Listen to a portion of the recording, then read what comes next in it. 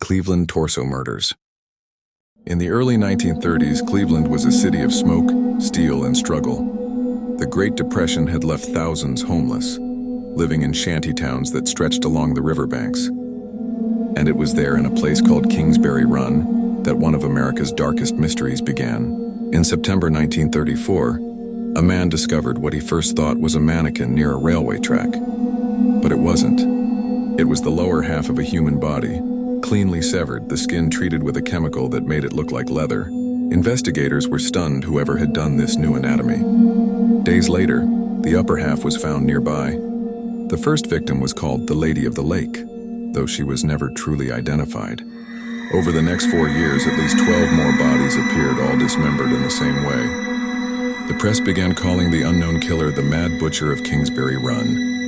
The victims were usually drifters, working men, people who wouldn't easily be missed. That's what made the killer so terrifying. He seemed to choose people who had already vanished from society. Police formed a task force led by Elliot Ness, the same man famous for taking down Al Capone. Ness ordered raids through the homeless camps, hoping to flush the killer out. But the murders didn't stop. The killer seemed to taunt them, leaving remains in places where he knew they'd be found. In 1938, after years of terror, the murders suddenly stopped. No one was ever charged. One suspect, a medical professional with a strange fascination for dissection, was briefly detained but released for lack of proof. Soon after, he fled the country. To this day, no one knows who the Cleveland torso murderer was. Some believe Ness knew the truth but kept it hidden to protect the city's reputation. Others say the killer simply moved on and continued elsewhere under a different name. What's left are crime photos, incomplete autopsy notes, and the eerie certainty that the killer walked freely among everyone. Perhaps someone no one would have ever suspected. And if you ever find yourself walking through Cleveland near Kingsbury Run, locals say sometimes when the wind is low you can still smell the faint chemical scent that once clung to the victims. The Monster of Florence.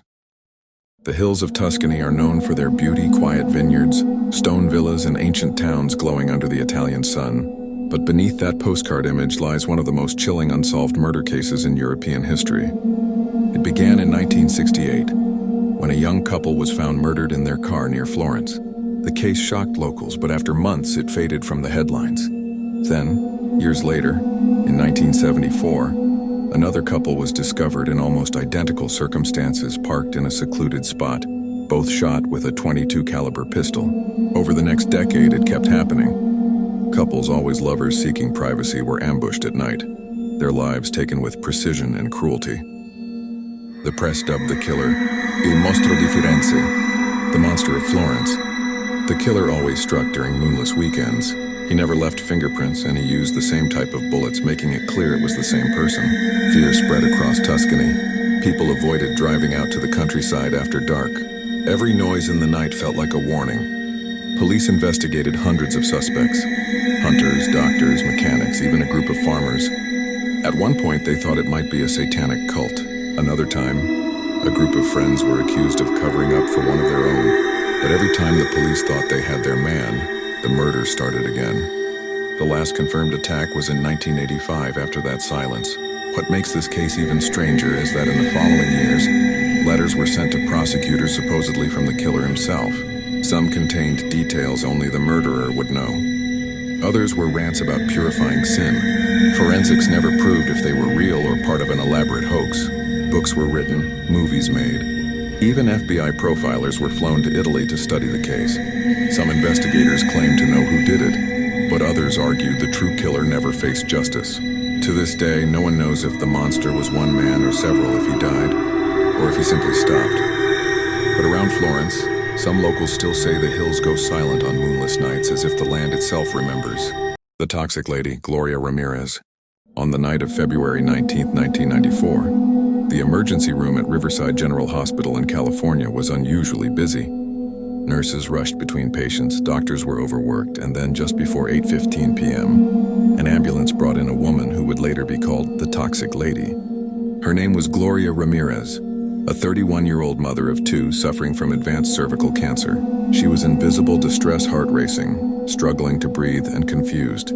The ER staff did what they always did, hooked her up to IVs, administered oxygen, and prepared to stabilize her. But almost immediately, something strange began to happen. A nurse noticed a slick, oily sheen on Gloria's skin, almost like her body was covered in a strange, clear coating. Then came the smell of chemical, almost metallic odor that spread through the room. Moments later, one of the nurses fainted. Another felt dizzy and collapsed. A third began to shake uncontrollably. Within minutes, the ER was in chaos. Staff members were dropping one by one, gasping for air, dizzy, vomiting. The hospital declared an internal emergency and evacuated everyone from the emergency room. Gloria Ramirez, left behind with minimal care, went into cardiac arrest and passed away shortly after. But the horror was only beginning. When the hazmat team arrived, they found nothing toxic in the air, no sign of a gas leak and no clear source of contamination. Yet 23 people became ill that night, and 5 were hospitalized, all after brief contact with Gloria's body. So what happened? Investigators and toxicologists launched a full-scale inquiry. One theory claimed that Gloria had used dimethyl sulfoxide, DMSO, a home remedy she might have applied to her skin for pain relief. Under the heat of hospital equipment and oxygen, it could have chemically changed into a poisonous compound. But other scientists doubted this explanation. Some said the reaction described was scientifically improbable. Others believed the symptoms fit more with mass psychogenic illness, where panic triggers real physical reactions. To this day, the debate continues. No one knows for sure what made the staff so sick or how Gloria's body became a chemical mystery.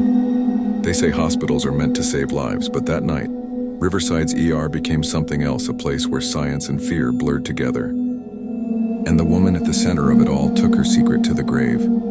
The mysterious murder of Melanie Carpenter. On January 6, 1995, Melanie Carpenter, a 23-year-old woman from Surrey, British Columbia, vanished without a trace. She was last seen working alone at a small tanning salon, a quiet, routine day that turned into one of Canada's most haunting mysteries. Around 12:30 p.m., a man entered the shop. Witnesses said he seemed polite, asking a few casual questions. Then Melanie disappeared. When police arrived, they found her purse, her coat, and her car keys, but no sign of her. There was no struggle, no clue where she went. Her family immediately organized search parties. Posters with her face covered British Columbia. Local news stations ran daily updates, but weeks passed with nothing. Then, almost a month later, hikers discovered Melanie's body in a remote canyon 150 kilometers from where she'd last been seen. The police identified a suspect, Fernando Aguirre, a man recently released from prison for violent offenses. He had used a fake name to rent a car the day Melanie vanished. But before police could arrest him, he fled into the mountains. Days later, his body was found. He had taken his own life. And with him, all answers died. Investigators were left with a timeline, but no confession, and some details didn't fit perfectly. Phone records suggested Melanie might have received strange calls before her abduction, possibly from someone pretending to be a customer. Could Auger have been stalking her for weeks? Or was there someone else involved, someone who was never caught? Her family created the Melanie Carpenter Foundation, helping support victims of violent crime. But the case itself remains open, with unanswered questions and unverified theories that keep resurfacing on true crime forums and podcasts. Even now, people who work near her salon say they still remember the quiet that fell over the block that day. The feeling that something evil had passed through and vanished without ever truly leaving. The Lead Masks Case. On August 20th, 1966, a young boy exploring a hillside near Niterói, Brazil, made a discovery so strange that police would still be debating it decades later. Lying side by side on the grass were 2 men, neatly dressed in matching gray suits, raincoats, and most bizarrely, lead masks covering their eyes. The kind of masks used to protect against radiation, completely opaque as if to block out all light. Near the bodies, investigators found an empty water bottle, 2 towels, and a small notebook. There were no signs of struggle, no injuries, no obvious cause of death. But inside that notebook was a message written in Portuguese that baffled everyone. 16:30, be at the specified location. 18:30, ingest capsules after the effect protect metals, wait for signal mask. That was it. The men were identified as Manuel Pereira de Cruz and Miguel José Viana, 2 Brazilian electronics technicians who had left their hometown days earlier, telling family they were going to buy materials for work. But instead, they ended up dead on a remote hill with lead masks and mysterious instructions. Autopsies couldn't determine how they died. Toxicology tests were inconclusive due to delays in examination. There were no bullet wounds, no poison residue, nothing. The police dug into their backgrounds and discovered something chilling. Both men were known to be fascinated by spiritualism and UFOs. Friends said they had been building devices to capture light from extraterrestrial beings. One acquaintance claimed they often met to experiment with psychic energy and believed they could communicate with higher entities through intense meditation or even light signals. So what did they mean by ingest capsules and wait for signal? Some believed they had taken a hallucinogen, expecting contact with aliens or spirits, and died accidentally. Others thought someone gave them the capsules as part of a ritual. Years later, ufologists would visit the site claiming strange energy readings near where the bodies were found. Locals reported seeing bright lights in the sky around that same time, a claim never verified, but one that deepened the legend. To this day, no one knows what truly happened to those two men on the hill. There were no witnesses, no confession, no motive, only the eerie image of two strangers lying side by side in silence, with their eyes forever shielded from whatever it was they had hoped to see. Some mysteries are unsolved, others were never meant to be solved at all.